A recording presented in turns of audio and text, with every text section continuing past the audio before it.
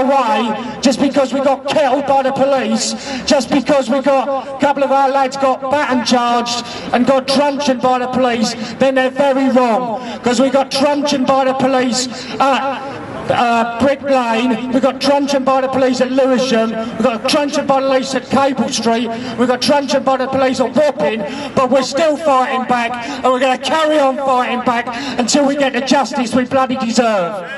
There's clearly quite a few fellas from this job who've refused to go in this morning, so give us especially when their governor in the suit is standing over there eyeballing them all.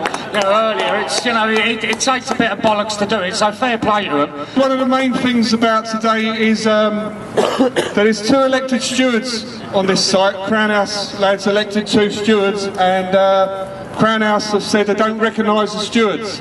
And there's a meeting going on with Unite over this at Heathrow this morning, and that was partly why we was asked to come down here today. So they're not recognising our stewards, and we've got to ensure that these stewards are recognised, and stewards on every job are recognised. Obviously this business thing is partly to where they're just saying that they don't recognise Unite and they don't recognise our organisation. Well, we can't have that at all. We're entitled to stewards on every building site in London. It's not illegal, and hopefully that will get sorted out today, and the stewards will be recognised and carry out their rightful duties that they're entitled to. This is organised by the Rank and File, and one of the elected members of the London Rank and File Committee is Ian. Ian's now going to say a few words about what happened last week. Take it away, bro. Yeah, so like Dave was saying, last week, in the morning, it was all organised by the Rank and File. It was really impressive, and we all deserve a big round of applause. Because really, it was a Rank and File that brought the majority of the people onto the streets that morning. We had 800 people plus out on the streets, and when we joined the official demo in the afternoon, really, we was the most impressive show there, so we deserve it. I'd like to say a big thank you to the students, again showing another impressive show.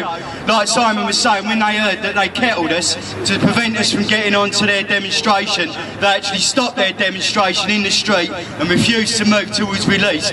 And it weren't till the fact that the police started bullying them, threatening them with arrest, and started pulling out their truncheons as they usually do to our kids, that they actually started moving on again and got their demo rerouted around us.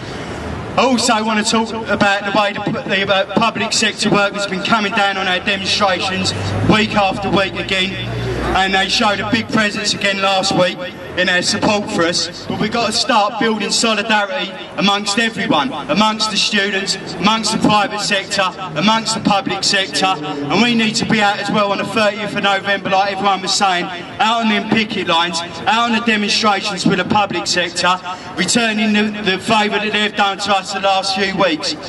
I just want to do a bit of a plug now for this Saturday. There's a convention going on called Unite the Resistance.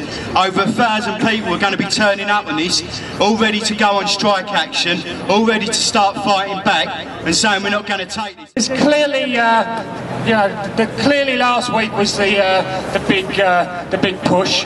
In a couple of weeks' time, there's November the 30th, where there's going to be millions of public sector workers out, which we could clearly link in with. And the big one also is going to be December the 7th, when the ballot result comes out. Once again, keep saying it. December the 7th, get down to Blackfriars, because that's where it's all going to happen.